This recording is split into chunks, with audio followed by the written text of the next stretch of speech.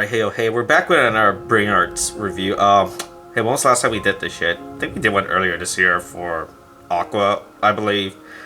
Right, is Aqua. Hey, so take a look at Riku 2.0. They realized that in the ever-expanding fucking multiple casts of Kingdom Hearts, instead of releasing figure arts of Kingdom Hearts character that hasn't yet to get a figure, they realized that fuck that shit. We'll just re-release characters we've already done. But we'll slap 2.0 and throw in a few new accessories and call it a day. So hey, so Riku's back. They re-released Riku. Don't know if it's face mode or his articulation wise or any of that shit got fixed. I do know they just gave him 2 new accessory pieces and that's it. So hey, this is Riku 2.0 from Kingdom Hearts 3 from the box. There you go. Standard Brain Art, the Kingdom Hearts 3 Brain Arts with this gold filling fucking design. Don't know what the fuck this shit is. Shit's so fucking stupid. It's not related to the theme of Kingdom Hearts 3 whatsoever. Yeah, Riku version 2.0 side of the box. That's it. So side of the box is just symbols. Back of the box, it shows you can do some poses and everything. Side of the box, same thing. Nothing really different in terms of box design. It's pretty generic and basic.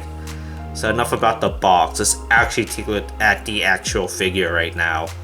Alright, so here is Riku himself out of the box. And before we look at the actual figure, you guys always know how we do on this channel. If you did not know how we do on this channel, we always take at the accessory counts the figure comes with. So Riku comes with some new stuff. So first of all, like always, here's Braveheart. They include his default Keyblade again. So you know how Kingdom Key keeps getting fucking re-released because Square Enix would never fucking stop releasing that goddamn Keyblade. You have Braveheart again. So there you go.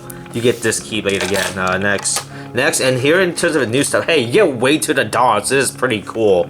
So hey, remember when Riku had this? Remember when Riku had this Keyblade? This was like the coolest fucking Keyblade ever, right? And it still probably is one of the coolest fucking Keyblade ever. So you get Way to the Dawn and you get the broken Way to the Dawn. Remember that because it breaks during the game, and then he leaves it for Data Riku, Dark Riku, whatever fucking stupid version of Riku that also exists in that universe that hangs around. And like always, one of my biggest problem with these fucking Brain Arts Keyblade is on some shitty plastic thing. Like, so Braveheart is on like an actual fucking chain, right? These are actual goddamn interconnecting chains, but these are just shitty plastic bits.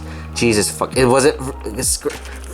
have time to re-release this figure, and you didn't have time to fucking figure out how to make chains work on your goddamn figure. Jesus fucking Christ. How the fuck does Braveheart have an actual goddamn chain? And this figure is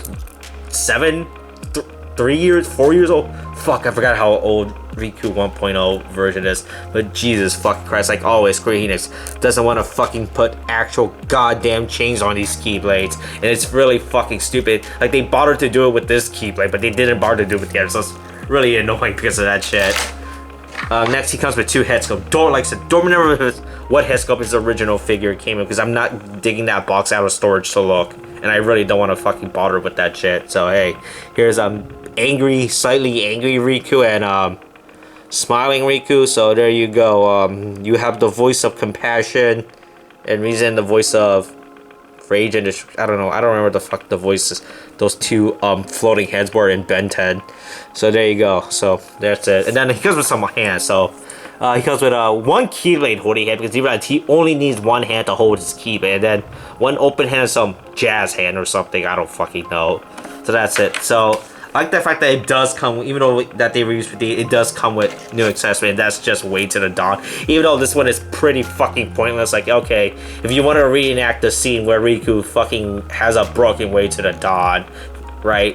You can have this, but hey, but the fact that it comes with Way to the Dawn by itself is really cool. This has always been one of my favorite Keyblades designs, so that's pretty neat. So that's pretty cool. That's pretty cool that this exists and everything. Other than that, you have another Keyblade to add to your ever-growing Keyblade collection if you collect these Brain Arts Keyblade. Alright, enough about it. Let's take a look at the actual figure now. So here is Riku 2.0 himself. So like always, let's take a look at the actual figure. So hey, he looks good. It's like how he looks in the game, I guess. There's nothing else to really say. He has a stupid plaid. Because Nomura is done with belts, even though he has so many. Fuck! Why the fuck does he have so many belts on his pants? Jesus fucking Christ. This shit is so unneededly expressive. But he has plaid because Nomura loves plaid. He learned that plaid was a color during the release of Kingdom Hearts 3. So there you go. Articulation wise, yep, he can move his head 360 up. Oh fuck. Oh whoops, his head's falling off. Whoops. Arm, shoulder joints, yep, they move around like they intended to do. So there you go.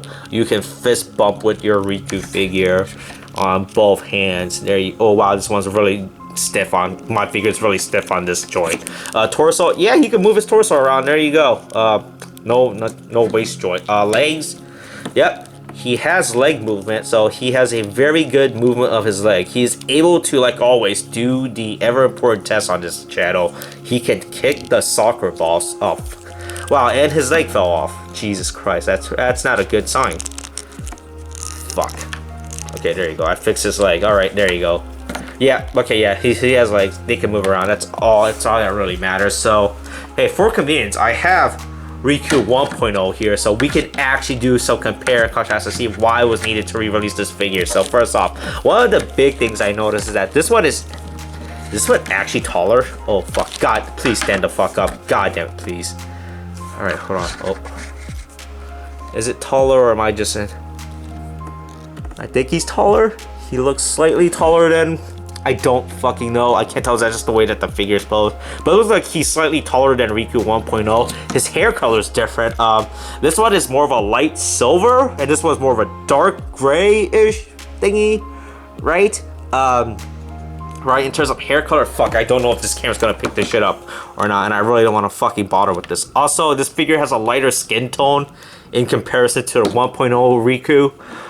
In terms of, so that's about it in terms of like physical aspect I can tell, right? In between both of these figures, don't think the figure modes changed, right? They both look the goddamn same.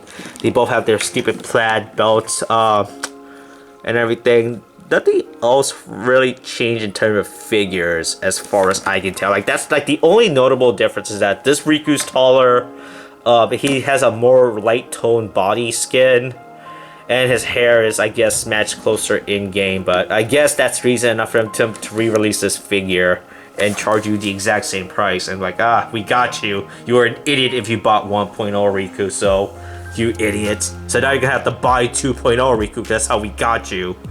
So that's pretty much about it that I can notice about this figure, honestly, in terms of actual physical changes between the two release. Fuck.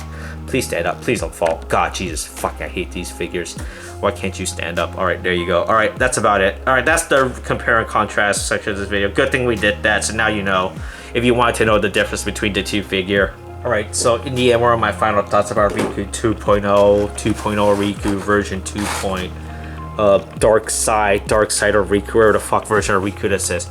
It's okay. It's whatever. I mean, like, the only physical aspect I can tell were the height, the skin tone, and the hair, which really wasn't a really big problem, I guess, if you really cared that much to pay attention to detail. I guess version 2.0 follows the game design more closely in comparison, right? But it's pretty much whatever. It's not a big deal, right? If you put these on a shelf, you'd be like, yeah, that's a Riku figure. It's a fucking Riku figure.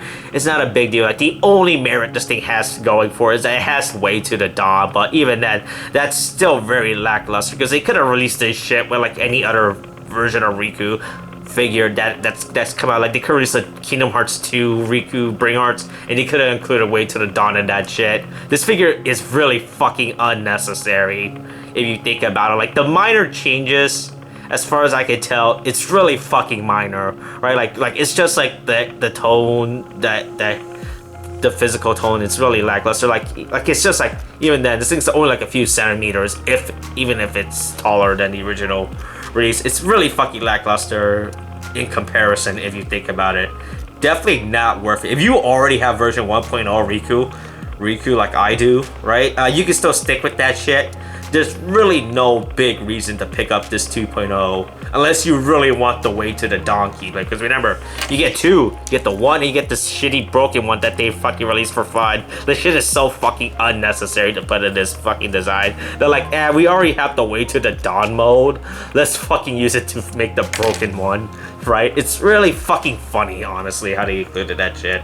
But this figure isn't really that worth the pickup. Because I feel like they're gonna re-release, because now they have to wait to the Dawn Keyblade mode, they're gonna re-release Kingdom Hearts, they're probably gonna release Kingdom Hearts 2 Riku, right, with that shit, so, right, I mean, like, if you really want Way to the Dawn, like I'm saying, you can pick up version 2.0, right, but if you already have 1.0 like I do, you can just stick with it, not really worth the pickup or anything, right, or if you could pick up 2.0 for cheap, I guess you could pick it up for cheap, just so you get more Keyblades to add to your cool Keyblade collection, because, fuck, there's a lot of Keyblades released now for the Bring Art side, now that I think about it, so that's pretty nifty. But other than that, nothing else really exciting about this figure in comparison, right? Like, I guess you can make the like, the only argument is that it just comes with Way to the Dawn, and it looks more closer to the game model, but even then, it's really whatever, honestly, in comparison. It's a nice figure and all, but definitely not worth the fucking, god, how much is Bring Arts, like 50, 60 bucks? Why are these fucking figures so fucking expensive? Square Enix, Jesus fucking Christ. Alright, that's pretty much it for the video. Oh yeah, hey, you have 2 Rikus now, so you can do weird yaoi fantasies, I guess, if you want to. So, that's a plus. If you have both versions now, you can fill out your weird homosexual dreams involving 2 Rikus stuck together, right? Or something like that, I guess. Alright, that's about it. Stay tuned for some weird, creepy anime pictures at the end. Okay, thanks, bye.